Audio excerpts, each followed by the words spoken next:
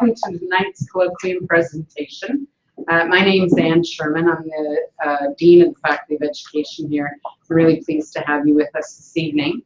I need to tell you a few things. That once this event has started, we'll ask you to go, if you need to run to the bathroom, to use the back door, because we are hoping that people won't go down here in front of the presenter. And the door is wedged open so you can get back in. After the presentation, we're going to have a reception down the hall in the room that says Faculty Lounge on it. I think it's room number 225.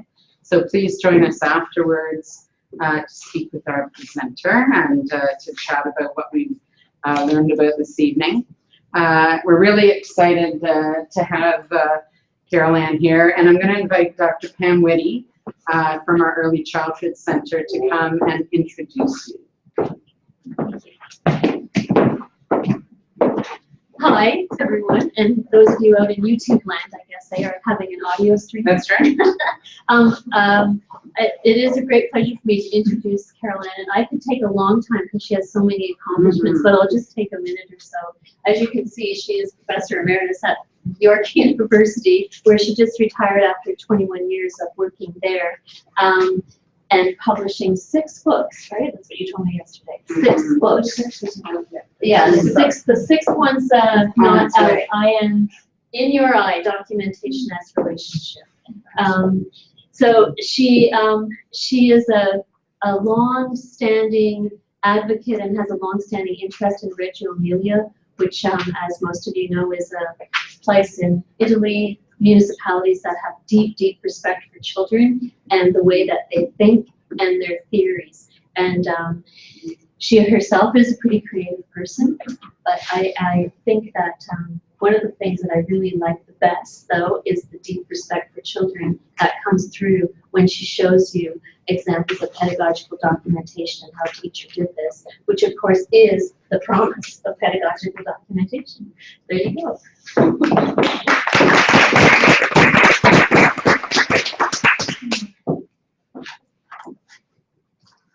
Hello, it's lovely to be here, and I feel very honored to have been invited to be a speaker in this series, and very pleased to be in Fredericton.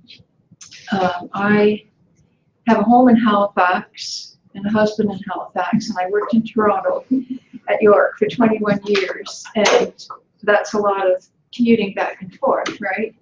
But once or twice a year, I would drive the distance, and the best part of the trip was always the drive through New Brunswick, through those beautiful hills of the northern part, and then down following the river. And I do want to acknowledge that we are on land of the Wolastoq, people of the river, also known as the Maliseet. I want to acknowledge their elders and the wisdom of their knowledge about the land. I also want to acknowledge Jane Bertrand, who's here this evening.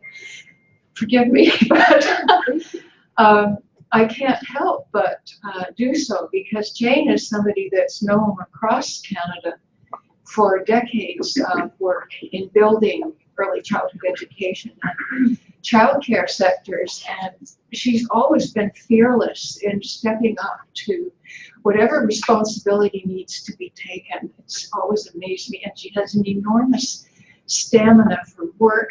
She does not give in. She just keeps trying to make things work, and I can't help but salute you. Thank you.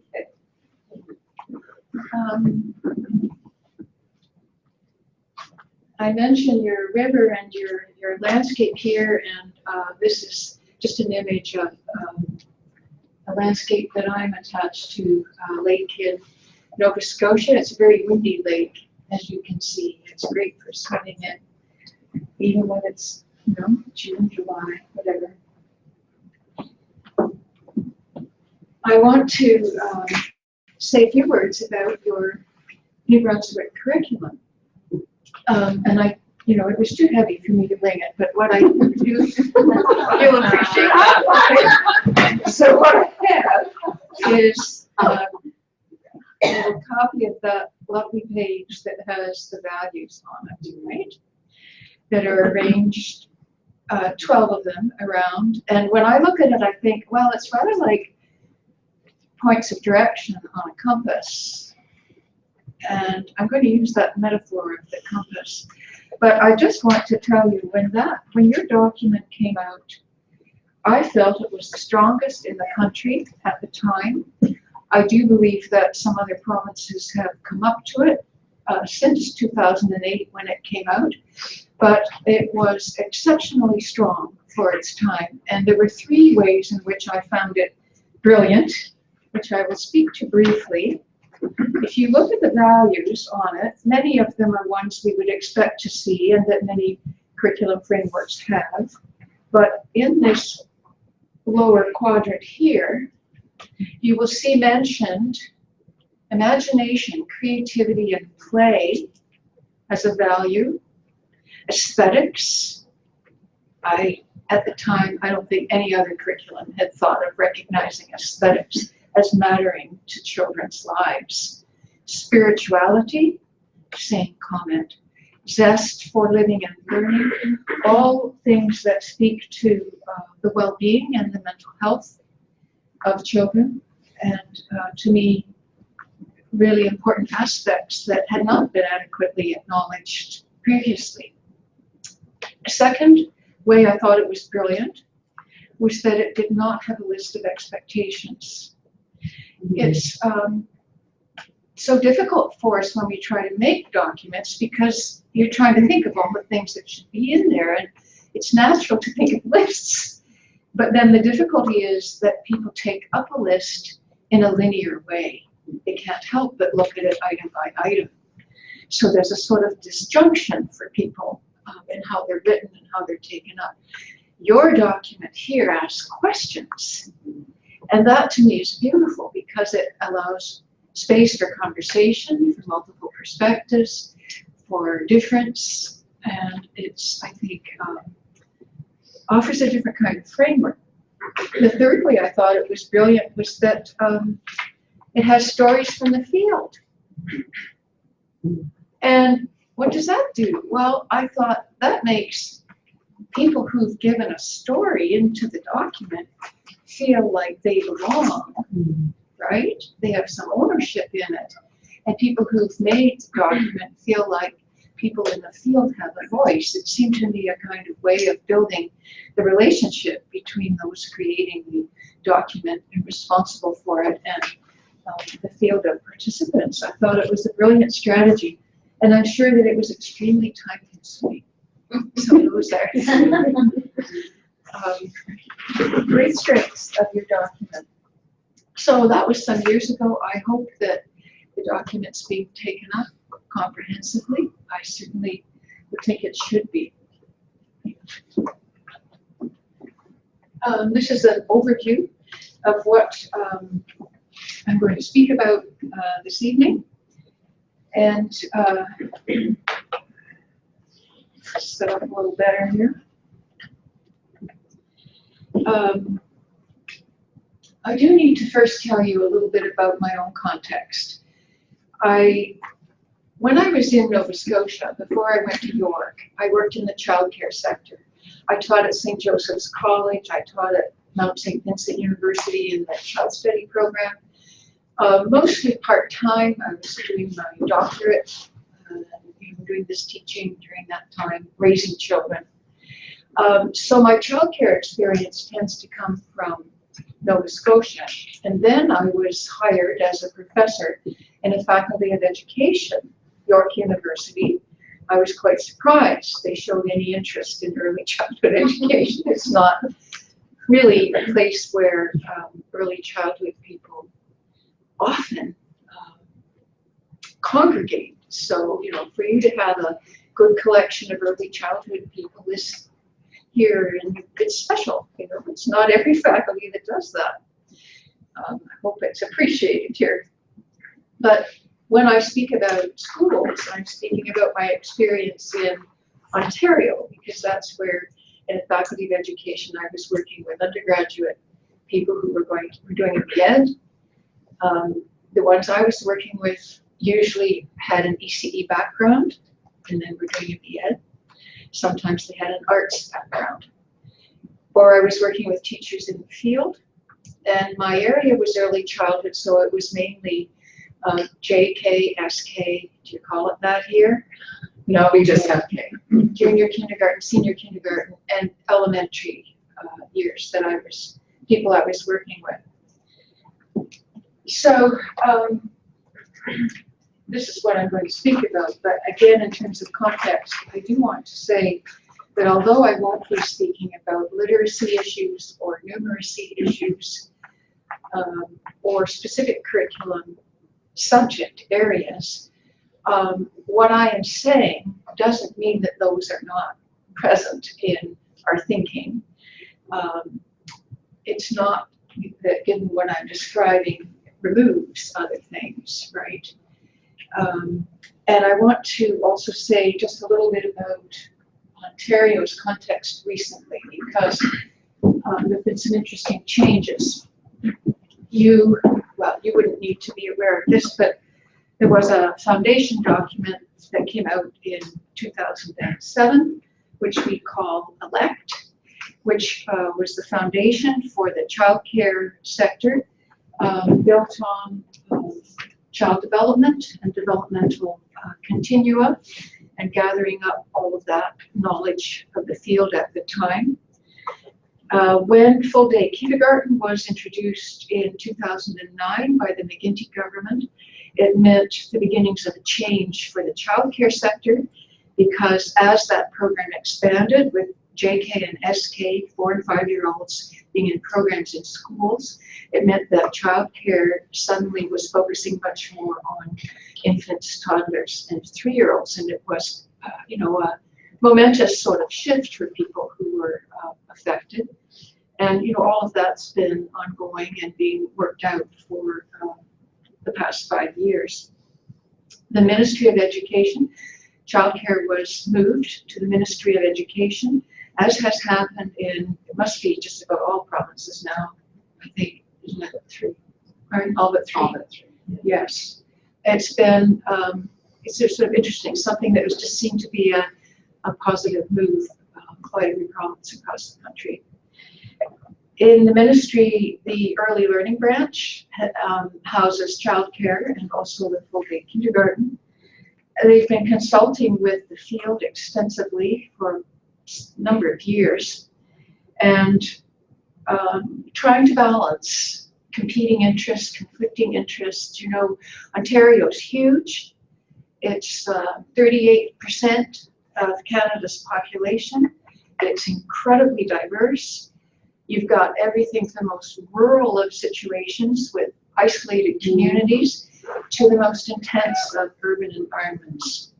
I give you an example. I've got teachers in schools where the Somali children and the children from Haiti just cannot get along. They hate each other. Can we figure that out? Do we have any idea why? The range of things people run into is just huge.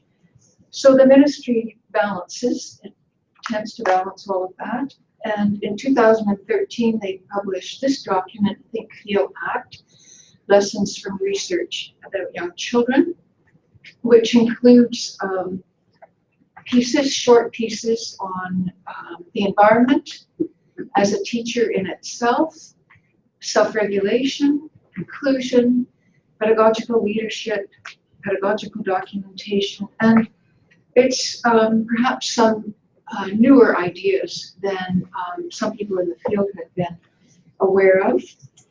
And then this past year, April, just before the election, we were very glad they were able to get this document out, How Does Learning Happen? And it is seen as a pedagogy for the early years. And as they say, Ontario's never had a curriculum pedagogy.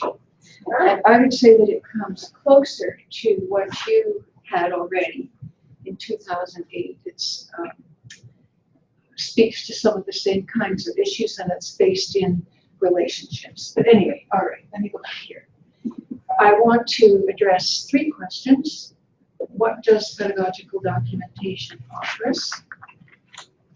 How may it alter our responsiveness? How is it different from assessment? Because when people hear about it, very often their first tendency is to think, oh, it helps assessment. It's for assessment. I'm going to speak to relationality. It's a key theme in my presentation. And I'm going to speak to design work, both of children and of educators, also a key theme. I'll include towards the end one long story of well-developed pedagogical documentation, and we will have a time at the end for questions and some discussions. And I take as my theme that metaphor of the compass and how it guides us without confining us. Because a compass shows a general direction, but it doesn't tell us how to get there. And I think that that's similar to your curriculum document, also to the new one from Ontario. And it's an interesting, different way of thinking of things that we can try out. I got ahead of myself. This is that one document I was showing you. I'll pass it around. I'd like to look at it. And the ministry decided to experiment with videos. So we have these short written pieces in here. And then they decided to make videos of those of us that wrote a piece in here. The videos have been very popular because, of course, people like to watch something, listen to it. So this is the website for them on the ministry website, and they were about to add, I'm not sure if they've gotten on yet because they needed some approvals, but they have made lots more and are planning to add them. They're rather fun to look at. They're nice and short, 3 minutes, 5 minutes, just enough. And there's the new document with its 4 foundations of learning: belonging, well-being, engagement, and expression. And this is for the child care sector. The jurisdictions are still separate, right? Kindergarten and schools, child care. All right. But I would say what the ministry, the early learning division, is attempting to do at this point is to assist people in the field in thinking about some of the new ideas that they have presented in these documents, and trying to encourage people to question, to converse, to reflect. And they're encouraging a stronger focus on relationships. There's nothing different about that in a way. I mean, the foundation of early childhood has always been the knowledge that relationships are, and positive ones, foundational to the development of young children. But at this point, they're taking a stronger focus on it, I would say, encouraging educators to try to let go of some of the scripted responses that have been present, like use your words, use your inside voice, patterns that have just, I don't know about here, but they're pretty entrenched in the cultures of childcare in Ontario. And to invite people to move away from themes, to think about ways of being more responsive to children. Not that there haven't always been people who are extremely sensitive and responsive to children. So, all right, what is pedagogical documentation and what is it not? I love this picture of Lisa Cote. at the Together for Families program at Mohawk College in Hamilton, because I think it shows the sort of stance that we hope educators will develop. Listening, highly attentive, and you can, if you look at her hands, she's not trying to interfere with what the child's doing. The child's showing her something, and we see her moved in very closely, listening. And I don't know, I love the image. I think it has a beautiful feeling. Actually, it looks a bit distorted from here. Does it look right to you? Mm-hmm. Okay, good. It looks, well, it's just probably my angle. But what it is not is making posters. With, now, I have to say, often this is the way people start. Yes. And we have to be allowed to be beginners and to take a step onto the terrain. You know, you can't learn to skate without getting on the ice and falling down a few times. So people tend to start by taking photos, printing them, and getting a caption, what the child has said, or something they want to say, and putting them up together, right? And in this instance, Victoria Gajewski, I asked her if she wanted me to read it to show her what an outsider to the experience might get from it. She said, sure. She was a graduate student with me. And what I read from it was totally different from what she meant me to get, right? It was very, very interesting.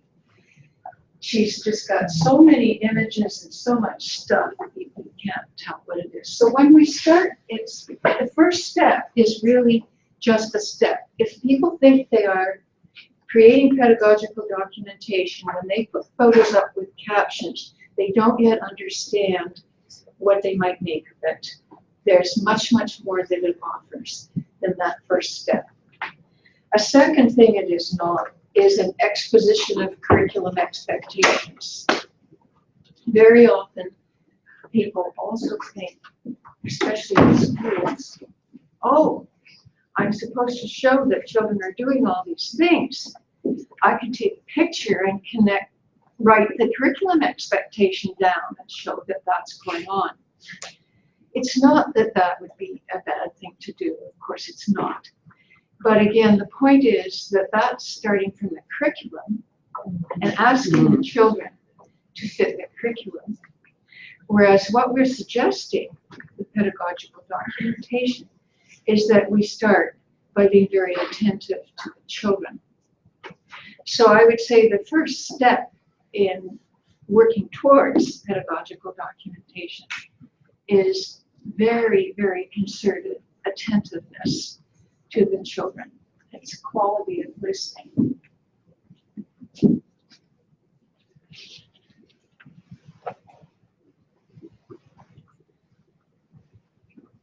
Now this, I would say, starts to become more like pedagogical documentation.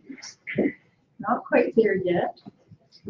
This is what Victoria made after we discussed all of the issues. I'm supposed to go back with this. Wow. Yes. Same person. Same person. Same fee? Same team. Is it Yes. same content? Yes. Wow. I'll just tell you briefly. I said, well, it looks like a wild rumpus to me. The kids are putting on costumes and pretending to be wild animals. Mhm. That's what it looks like.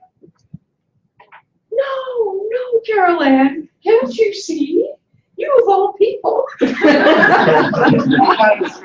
the bad things are, let the rumpus begin. And that's It's yeah. about Michael, and he thinks monkeys are more powerful than, and she goes on and on with this whole theory she has, right? And, well, I could never have gotten that from this. And, I mean, it was really stunning for her because, as she said, she thought, me, of all people, I should be able to see. She said, no, I'm not a mind reader. She took it away. She thought about what she wanted to say. She thought about, we had talked about what she would need to show her theory of what's going on. That's really what it is about. And she chose the images she thought she needed exactly. You can see it's completely altered. And I would say that this is, the difference between the two is a good indication of the sort of difference you see as people move from that first step to realizing that they can show much more beyond a superficial level. They can show theories, they can show shifts in understanding, they can show children's thinking, feeling, valuing in ways that we just have not been thinking about so consciously. So, to me, it becomes pedagogical when we take the documenting we do, the collections of images, what children say, recordings of conversations, saving samples of their work, all of that, and we study it with others to see what we see in it. And it's that process of studying it together, sifting through it. It's a huge analytical and reflective process. It's as difficult as writing any academic paper.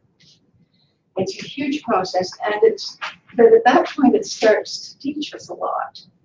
It becomes pedagogical when we learn from it. So now, I would say that pedagogical documentation has many purposes. It has purposes for children, revisiting what they've done, purposes for families, being able to make what the children are doing and thinking about visible, purposes for communities, showing them the capacities of very young children, their competence, their resourcefulness, becomes political at that level, and purposes for educators. Tonight I'm going to focus on purposes for educators, with the other things aside.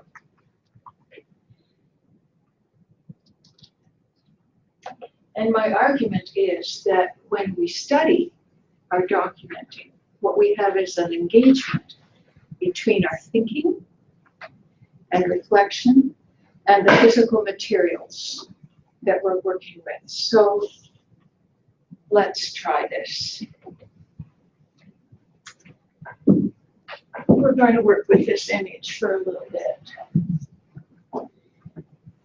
And I'm going to give you a very simple protocol that I will ask you to think about. Just 3 questions. What do you see? What do you see? And you stay on that one a long time. What do you see? What do you see? What do you see? What do you wonder or ask about? And what do you think is going on? What do you see? What do you wonder? What do you think is going on? And I would suggest you find a partner or a couple of people and just take 3-4 minutes to talk about it together yourselves, and then we'll come back to one discussion. I think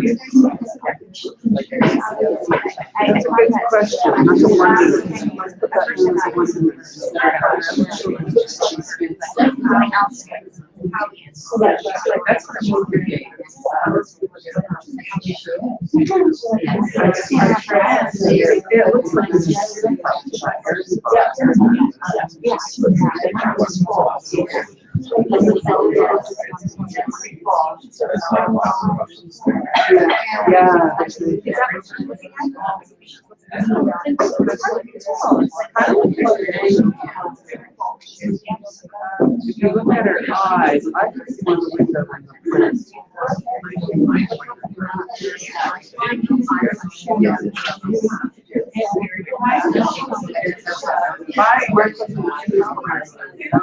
Yeah. Yeah.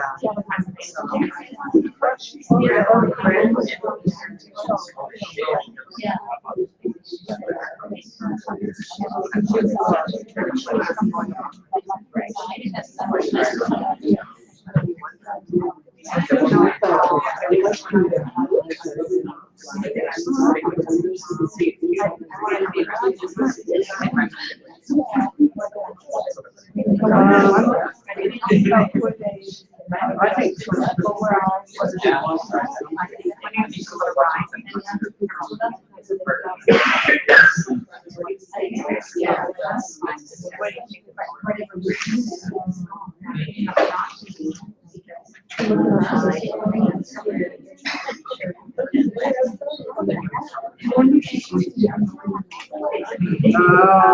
okay, so that's a good question.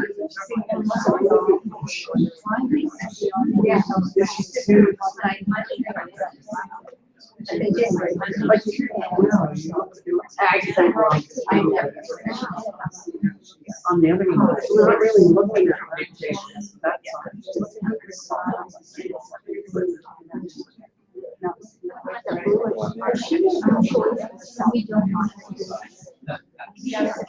I know, going inside.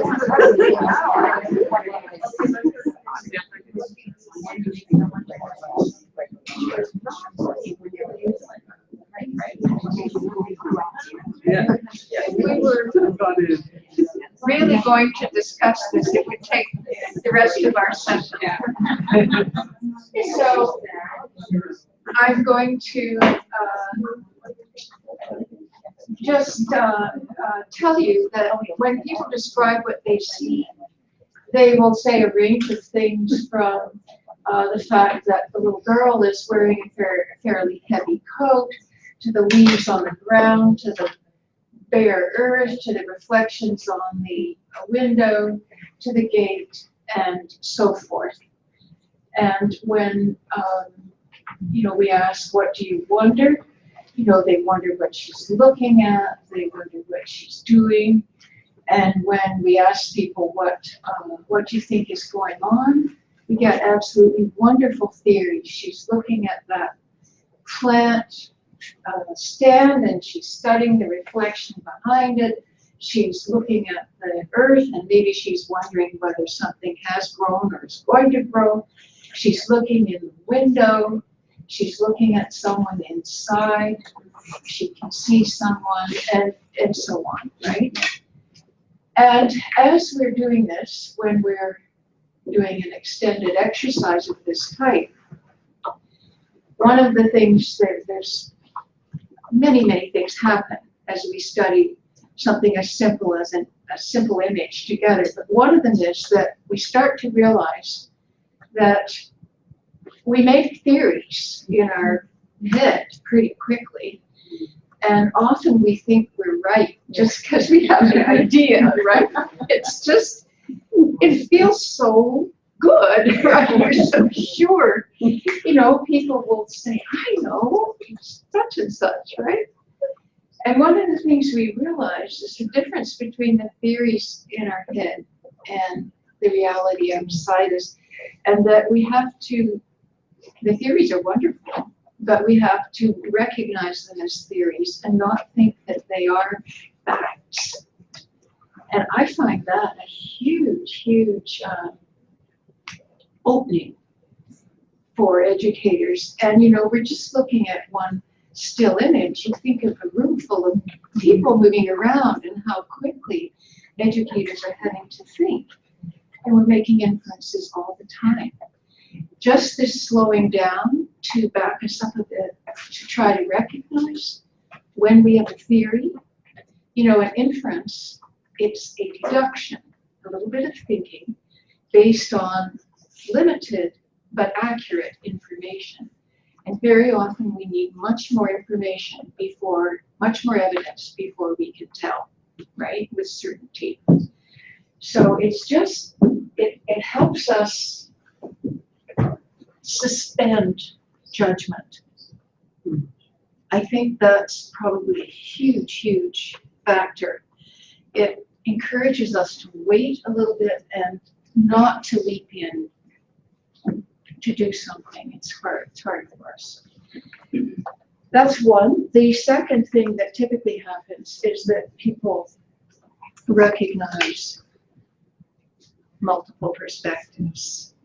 There's often a moment when somebody sees something that I didn't see myself. But as soon as they say you've seen it, you can see it, right? And you recognize even our eyes are different in terms of what we perceive. So the fact that there are multiple interpretations becomes something we take for granted and something we learn to accept as something that's going to be of interest to us. It's kind of rather fun. Shall I tell you? Yeah. You want to know? You looked at it long enough, right? I love the sensitivity of the photographer. This was taken by, the work that I share comes from people I work with, right? I'm not in the classroom myself. It's graduate students, it's teachers in the field, people I've worked with for a long time. So this is a doctoral student. She's on the playground. This little child had just moved from the toddler room up to the preschool room. And she's looking back in her old room. And what had happened was she saw her former caregiver. And the caregiver put her hand up on the window and the little child had put her hand on top. And Ellen missed that. That's what she saw, and then she was able to get the picture. Well, that might not be something that we would think of to document, right? Maybe not. But once it's done, you can think about it, right? It's not a moment just flying by in the stream of experience. And then when you think about it, you can all kinds of questions. Does she want to go back and see that room? Does she want to visit her caregiver? Is she in grief?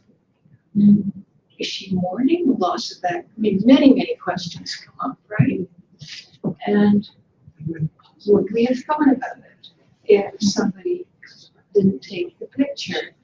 And once we've thought about it, the educators can think about whether they want to do something in response to it, right? Maybe they decide to, maybe they don't, but there's something about this kind of documentation that seems to open things up for us. I want to acknowledge that Reggio Emilia has been a profound influence in our excitement and understanding about pedagogical documentation. But it isn't that they did it first, you know. When you look at qualitative research in anthropology in North America, these methods, interviewing, participant observation, using visual information. Margaret Mead, the anthropologist, was taking 38 rolls of film a day and developing them all night when she was working in Indonesia or Malaysia, wherever she worked, Samoa. But the Reggio educators have taken the visual aspect in particular and shown us ways that they've made it work that have been really inspiring to us and that we just hadn't seen before, and in terms of ways of using it in education. So it became quite exciting to us. You know, this was around early 90s, people started to find out about it. And this is Bea Becky, now retired, but you can see some of her documentation on the walls there in her studio. And the white documentation, one year she spent, the research she was doing was to explore all the forms of clay making that the 3-year-olds engaged in. This is not teaching them, right? She's studying the forms that they are making. Anyway, it's Interesting. Let me see if I'm saying what I meant to. I don't think I am. Okay, I better say something I plan to say here. Well, I can show you a couple more images, then I'll do that. This is an image of a 3-year-old classroom in one of the ratio schools. Often interesting for North Americans to look at it because of our focus on safety, right? What's the first thing you notice? Right? And it's intentional, right? You can tell it's good there for that purpose. But again, you see the documentation across the top, clearly for adults when it's at that level. If it was for the children, it would be done as we see here. So it's used in many different ways. And look, it's very interesting to look at the activity they're doing. Just 3-year-olds and lots of literacy stuff going on there, lots of drawing. And this is an infant toddler center and a space that's sort of in between indoors and outdoors and connected to the studio. All their schools have an artist in them with the studio, and the artist works with both the educators and the children. And this was a project that the 2-year-olds had. They worked on it for weeks. Very, very profoundly moved by the beauty they created. At their age, very interesting. But what I want to say about their approach in general is their image of children. They have taught us, I think, to look at our image of children in a culture and the ways they're valued. And if you look at our schools, traditional schools that prefer instruction only, you know, the image of children is a deficit model. The child must learn and be brought up to whatever it is society wishes them to produce.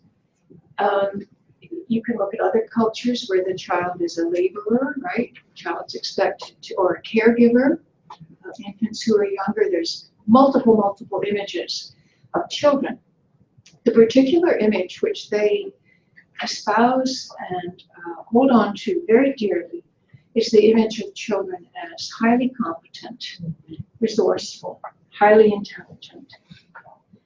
Now that's very interesting because when you think of young children this age, there's lots of ways they're not competent, right? They can't dress themselves, they can't cross the street, they can't make their own meals.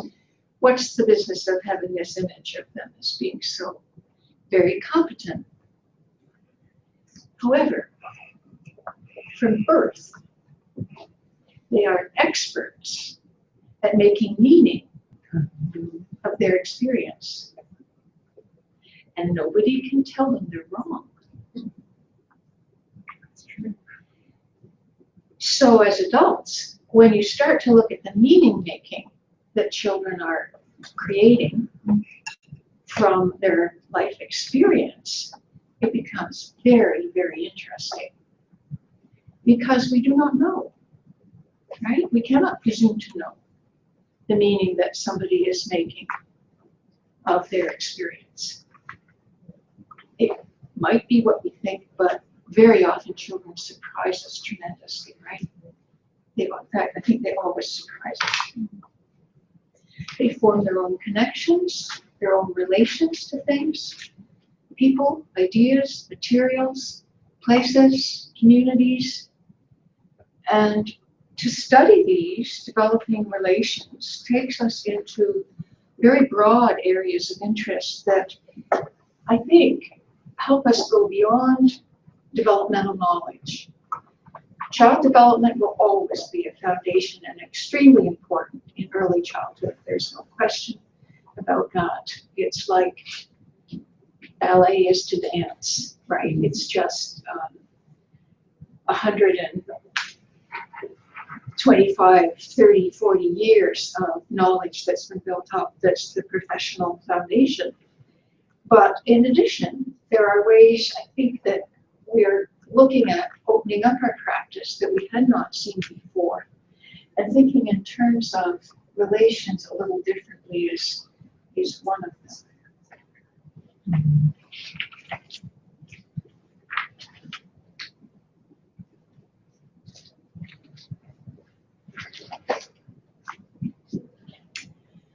I was thinking about the compass metaphor too around this, because I was thinking,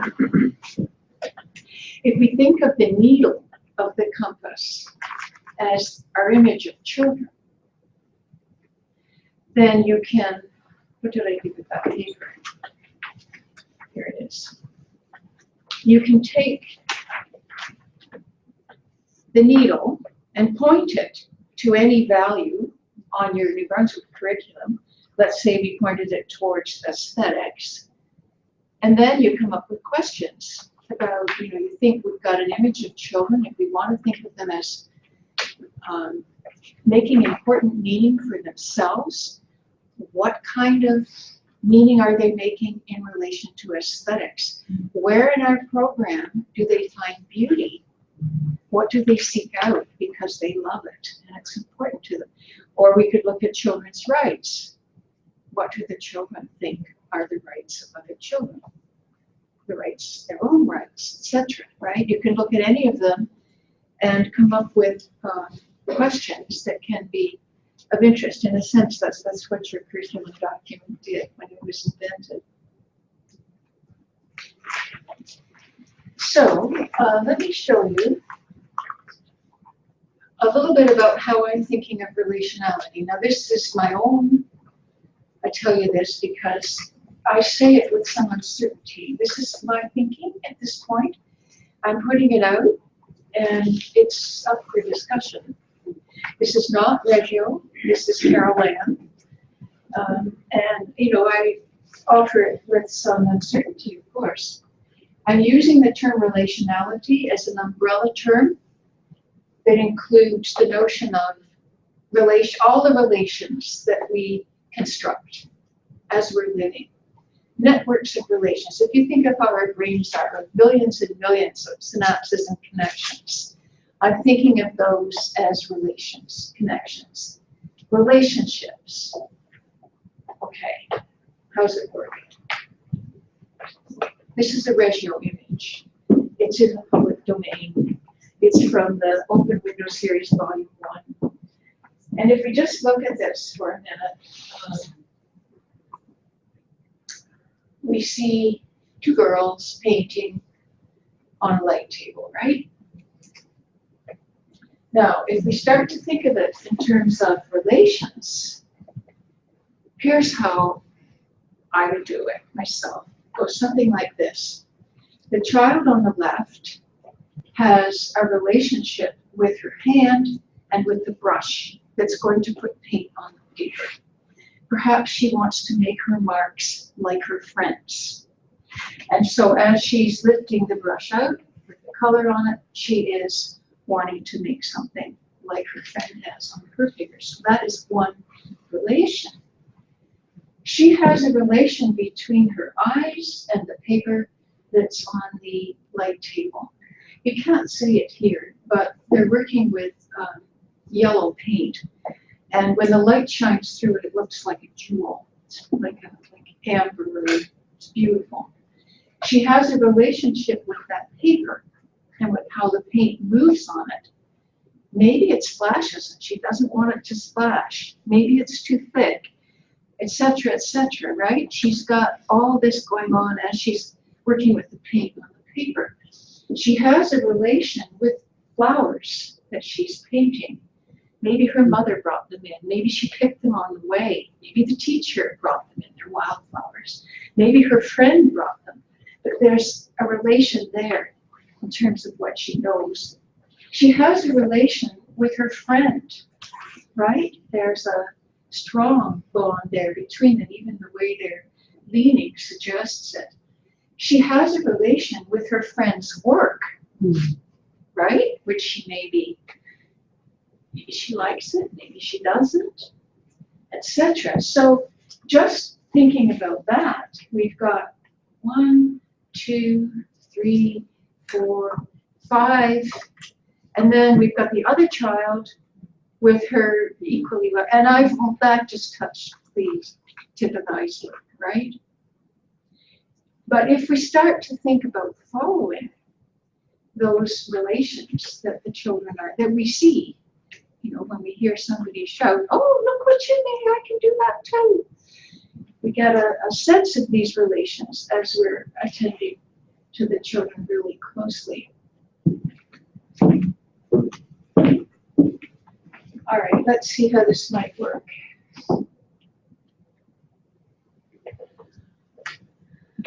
Here we have bead stringing at a table with a space for 2 children.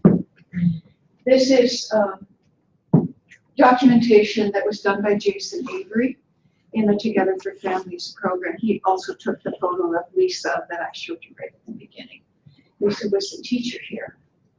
And what happened in this case was that Miles brought this pipe over from the construction area of the classroom to the bead stringing.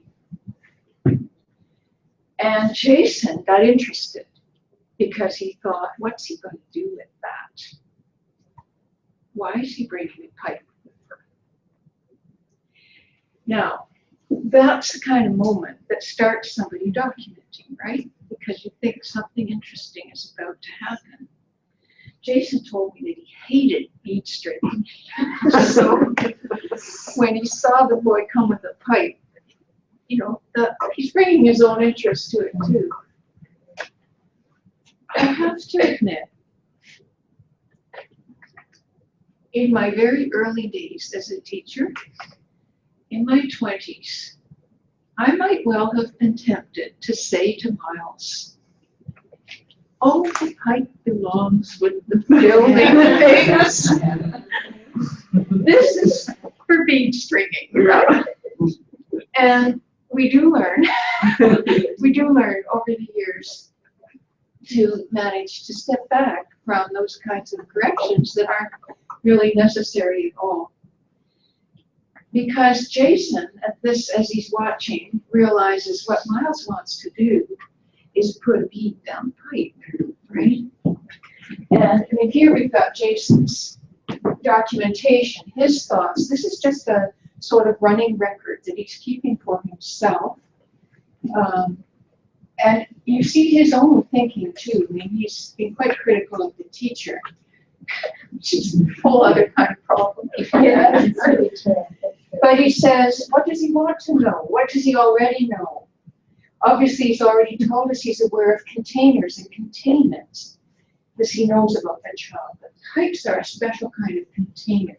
They can be conduits. And then he's asking himself, should he have a conversation with Miles about pipes? And this is his documentation from one day. And then the next time Miles comes, and he's coming with his caregiver. She was looking after him in a home, and then they would come to the resource center. And you can see he is just delighted to have this opportunity to put the beads down the pipe. And she's pointing out that we can see the shadow of it as it goes down. And we can see the relations that he's developing between the beads and the pipes and his understanding of that kind of movement. It's informal physics, right? This is a good thing. We don't have to call it physics, but that's what it is. And it's something that little boys tend to love, right? Moving things. I learned from that because I remember Jason saying at the end of his documentation something like, whether skipping a stone on the beach or sending a frisbee through the air or putting a bead down a pipe, there is something of beauty in setting a thing in motion and watching it go. I never understood any of those sports where you with a little ball in motion and make it go. And it was like a revelation to me that it's beauty to people who love those sports, right? It's an aesthetic quality. Profound learning for Caroline. Oh my goodness, I'm going too slowly. I wanted to speak a little bit about pedagogical documentation and assessment. This is, it's a worry to me that teachers might take the ideas of pedagogical documentation and just attach them to assessment. And this happens all the time in Ontario, I'm afraid. It's the first reaction people have when they're in a position where they have to assess and they see the possibilities of documentation. And I really worry they will miss its gift if they just take it that way. And I've been trying to think through a way of thinking with this, and I'm just partway through, I would say. But I think, my theory, that assessment is something that we use when we're dealing with mastery. Learning to read and write, number systems, learning to skate, learning to play a musical instrument, all of these things have levels of mastery, and someone else knows more about that mastery than we do when we are the learner, right? So someone else can tell where we have to go and makes these assessments. Without that, someone else is in the position of being a judge. And if we're learning, part of our role is to respect the judgment of somebody who's mastered something we haven't, right? Relationality, on the other hand, is about meaning. When we study the relations children are forming, we're studying the meaning they're making of their experience, their theories about how things work. I think studying relationships is an act of aesthetic responsiveness, not assessment. Aesthetic responsiveness, not assessment. For meaning making is personal. It's idiosyncratic, it's dynamic, it's ever changing. We can't predict it, it's not controllable. Not at all. You can't tell someone they're wrong about the meaning they've made about something, even though you might want to show them a different possibility. And I find teachers working with this kind of pedagogical documentation or emergent curriculum think of really inventive ways for showing children other possibilities than their current thinking. I'll give you an example of, if you like, a wrong kind of thought. I have to say first, this is, what happened here was the child drew this, and then she wanted to take it home. So the educator traced it. That's why the lines look so firm, because it's a facsimile drawing that the adult made tracing over the child's drawing. So what is her theory here? What is she drawing? Can you tell what she's drawing? It's a horse, right? Yeah. You can see a horse. And she's got eggs inside her. And the baby horses hatch out of the eggs. And her theory is that the horse lays eggs. Here's the baby horse. Here's another baby horse. Here's one just coming out. Well, did you know horses lay eggs? Now she's 3. All right, she's 3 years old. So this is very interesting, isn't it, when we think, what might you do? Now, if we're thinking conventionally, in terms of instruction, we know there are people who would say, well, we don't want her thinking that horses lay eggs. On the other hand, she's 3. And most 5-year-olds would correct her quite quickly, right? And she might say, my horse does. Yeah. Another way to look at this is the relationships that she's constructed. She spent a long, long time drawing this. It's a huge theory that she has. She's worked it out several times with a kind of love. And it was a parent who actually suggested this is a very young group, and they had been thinking about dinosaurs, and they had decided that the stones in the playground were dinosaur eggs. And it was a parent who suggested maybe the little girl got the idea, that was the parent's theory, from this play that the children were doing. When you think of the mental energy that goes into creating a drawing like this, why would we crush it? That expression, that communication, which tells us something about our thinking, why would we crush it with a correction? That at least is the view that I think we want to hold as a possibility. We might make a decision about it. Oh my goodness, I'm going too slowly. So I will go faster. Design work. I love this quote. Thought, emotion, play, and creativity, as well as the creation of relationships, are an integrated whole. When some aspects of this totality are broken apart, learning and development are diminished. Thought, emotion, play, creativity, relationships. I love that argument, that all of those things must be present for learning to be fully engaged.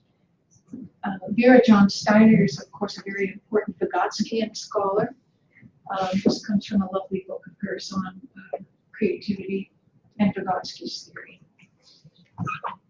I was trying to decide what I was going to share with you, and I thought, well, should it be the sculpture project, 4-year-olds making a sculpture of a dragon? Should it be educators reinventing their environment and responding to children's reactions to a hurricane? But they're in this book. You could read them there. And then I thought, well, maybe I should tell you the story about the wire bicycle, children getting interested in bicycles in kindergarten, and tracing them large scale, using an overhead projector to project very large image, and eventually making them. They had an artist to help, I have to admit. But that's in this book. So I'm going to tell you one story of pedagogical documentation, and then we'll have a discussion, and I'm going to do this quickly. And this is, some of you were here yesterday. This is another one from Diverhall's kindergarten. She was in a school where most of the children came from Punjabi and Urdu cultures, and I was working with a group of 15 teachers in the Toronto District School Board. Several of them were worried about their children's physical development. I was quite shocked. And she found she had children who had difficulty going up and down stairs, who couldn't sit up at group time, who just stared into space during their physical activity. And she was puzzled. Kindergarten children, she thought, should be more physically fluid, adept. And she wanted to do her research project on this, but she wasn't sure how to do it. She was trying an emergent curriculum. And then one day, the children came in, and they'd been running outside, and they were arguing about whether boys or girls could run faster. She didn't want to get into the competitive thing. But the next day, she asked them, what makes you run fast? And they had all kinds of ideas, like your shoes make you run fast. And I want to get the children's quotes. Just a minute.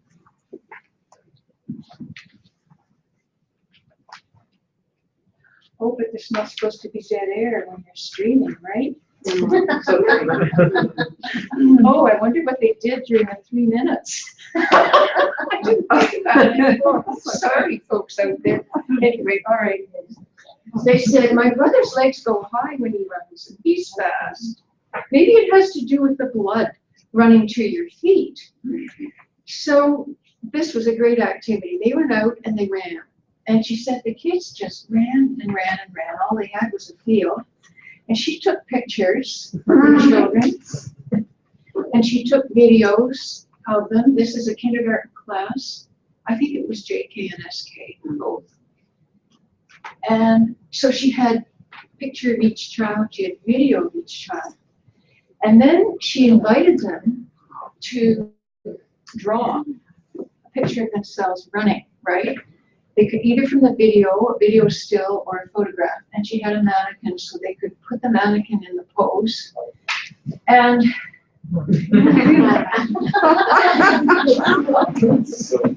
you know what she said was the interesting thing was that some children who'd only drawn stick figures suddenly moved to drawing a mass, right? It was very interesting. And some could do it much more easily than others.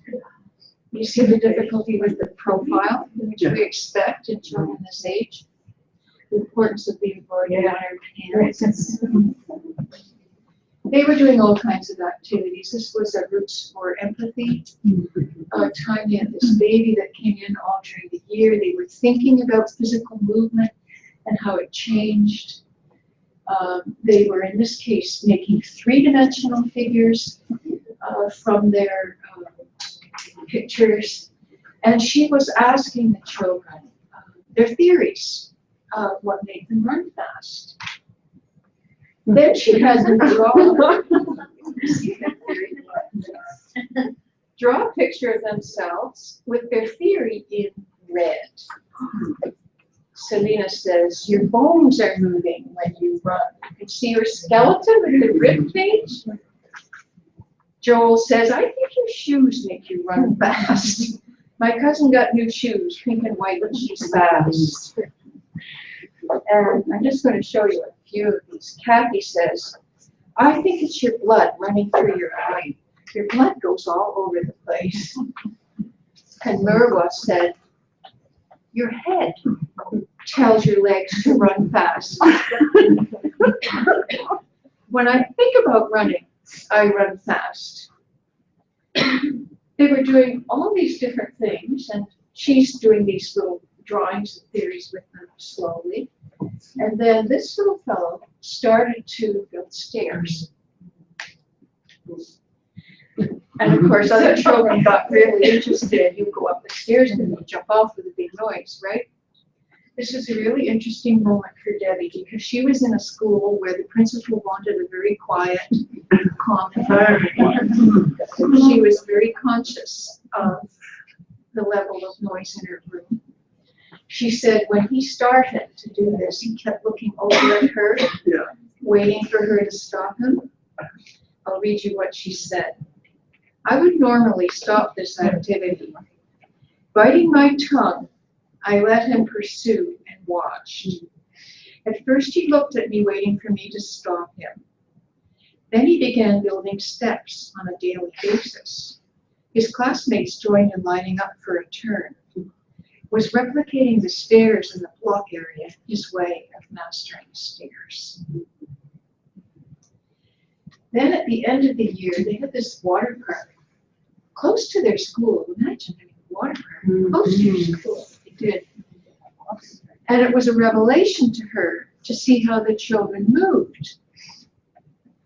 And she said their play was so joyful and so fluid, it frightened her. She said, was I restricting them from being natural and fluid by following the structures and prescribed rules of my school system? She never was able to entirely be sure, but she felt that it was involved. Then she wasn't able to get, this was the first time she'd tried this, she wasn't able to get documentation done during it. No need for people to apologize, right? We do what we can do.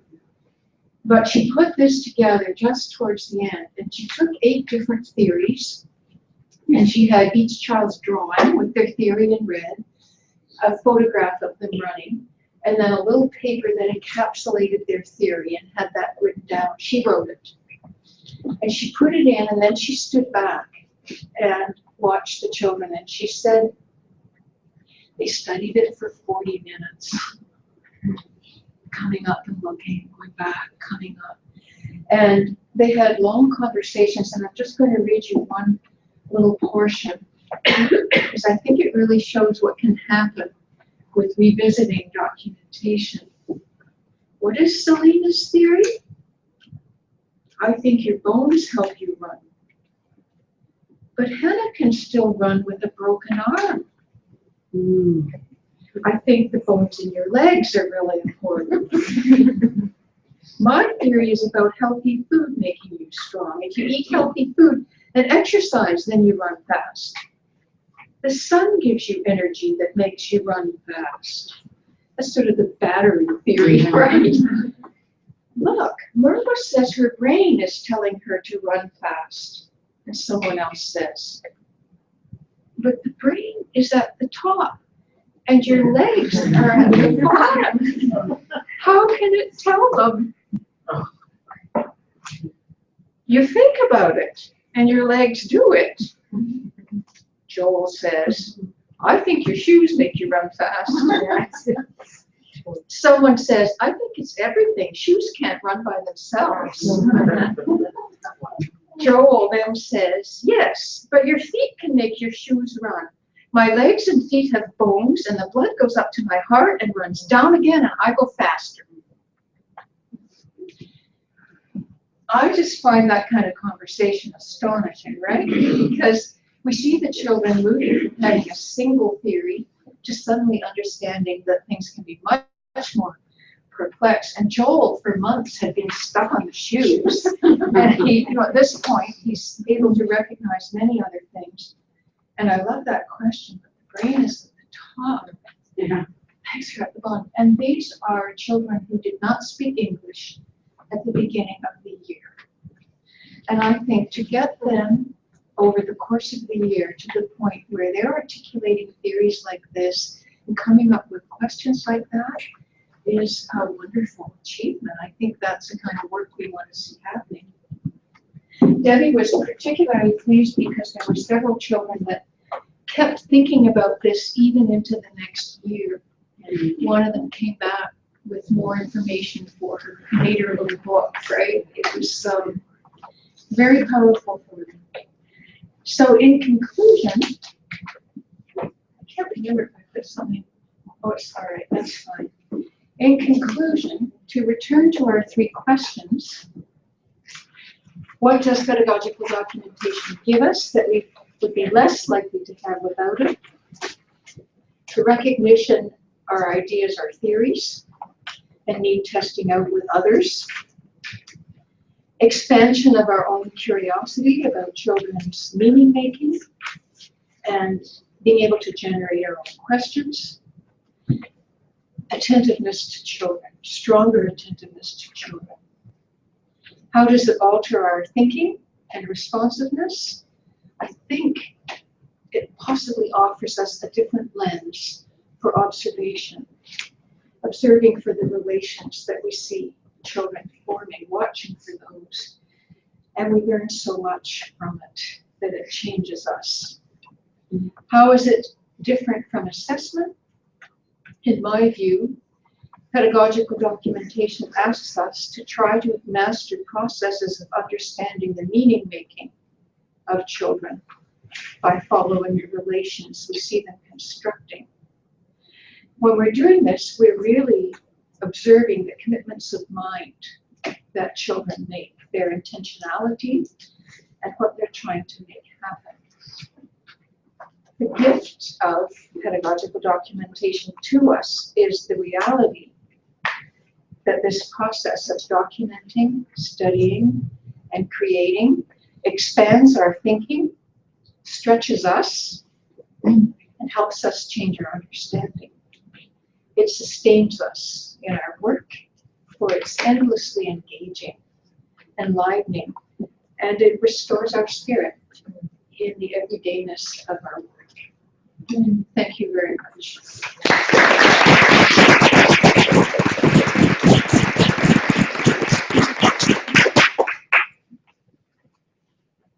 Yeah.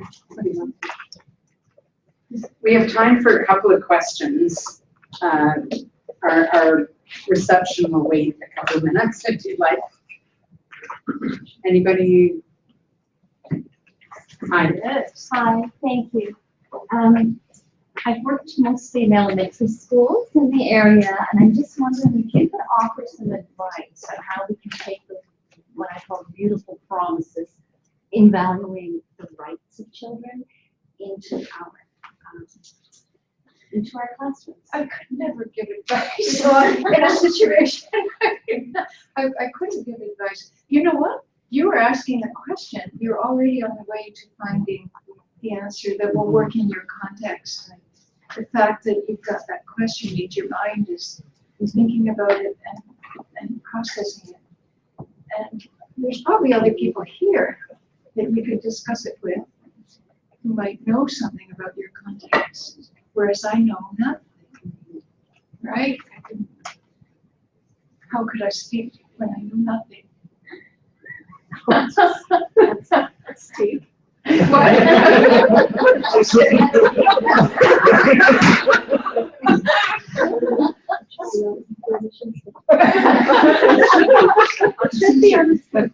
She says it should be where? On t-shirt. Other questions? Or? Yeah, I don't mean to shut down questions by giving a response like that. It's, it really isn't the place of someone from outside of context to give advice about it, right? But I just wondered about holding that promise for older children as well. A lot of people are very interested in that.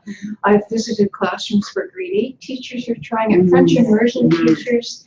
I know a high school where the principal is with great courage trying to bring this kind of stance into a high school curriculum. It takes my breath away thinking of it there, right?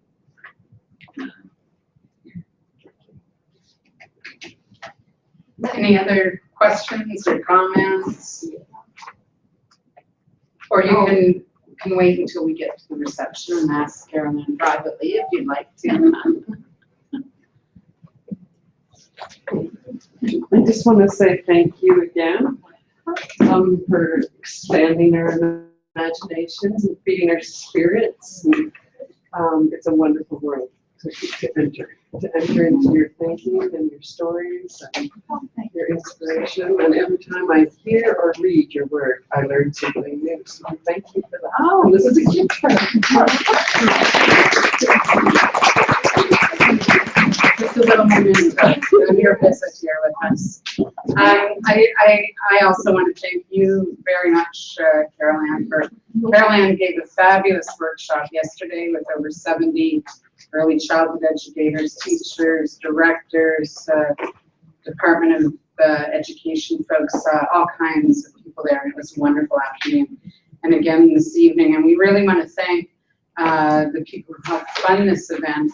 The Margaret and Wallace McCain Family Foundation, and they are helping fund a whole series of events in an early childhood speaker series. Another event will happen, I think, around the 19th or 20th of February, and another one March 25th and 26th. The next one is Jane Hughes on rethinking play, and the March event is Ann Hass-Dyson on rewriting the basics, thinking about early literacy. And so I really encourage you, and there's more to come as well.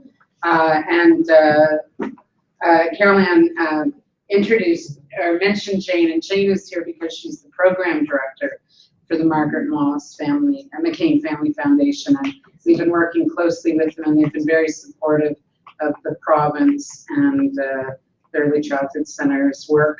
And we're really grateful for that. So thank you for being here with us from Toronto tonight. She loves it in Fredericton, so it's not a strain to call her down here. These two books of Carol Ann's are available just outside here from the University Bookstore. And there's someone there who will sell them to you if you're interested. As Pam mentioned, there are other books available online. I've looked them all up and you can get them all.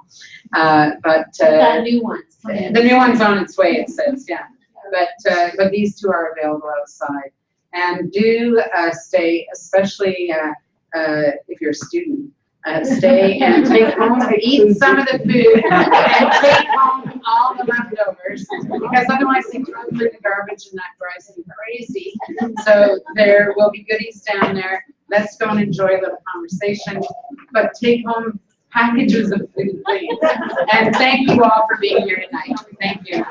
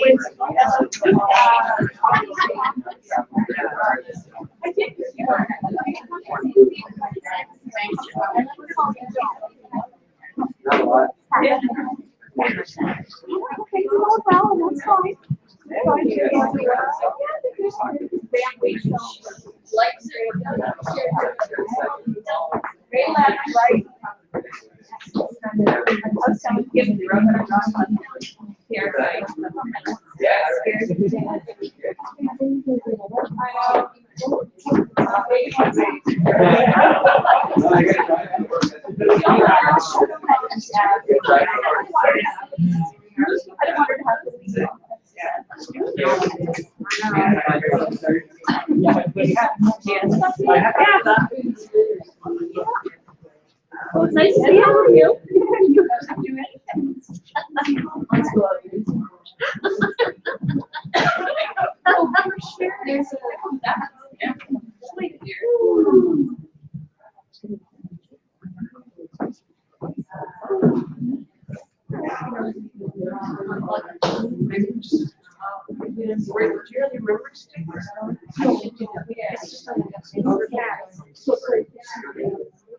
Yeah, that's right.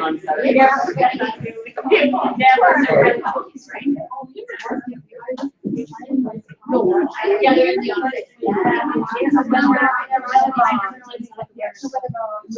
Really?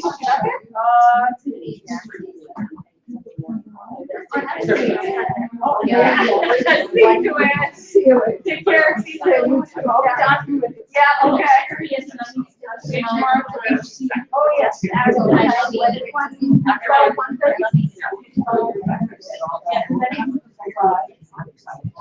Yeah.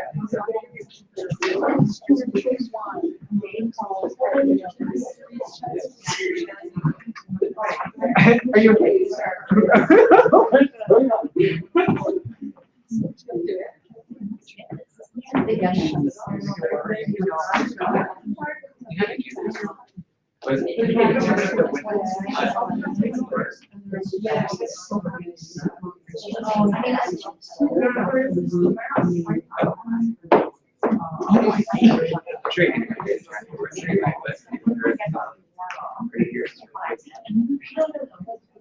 No, that's the slideshow, that's her slideshow. Oh, I see. It's on to the internet, the live feed. That's just so annoying.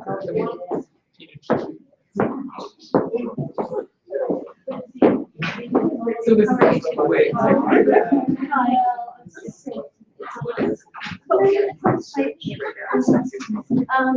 Is he there? See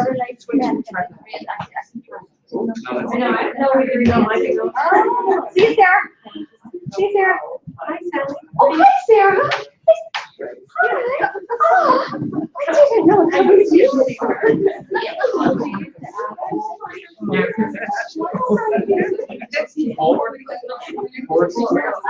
I'm not.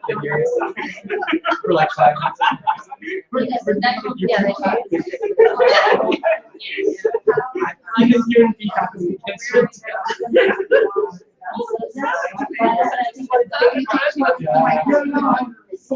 this year? No, I'll take you. I don't know how to feel about it. I don't think I can do that very much because I'm not going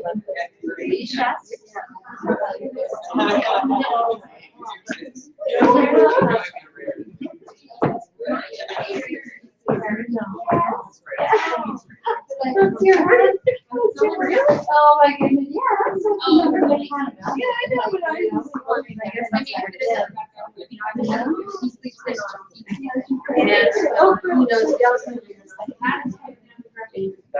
The baby.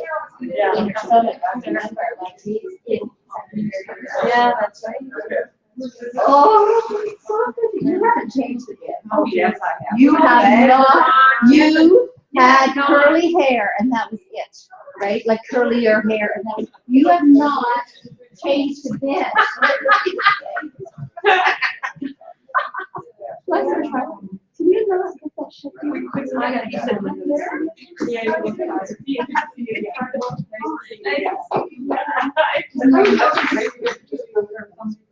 You'll ever be there? We'll try. No, I know, I did. It's an olive branch. No, it was frozen, couldn't, you know.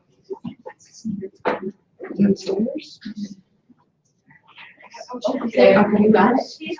But still, even when you click through here. I got it. See you.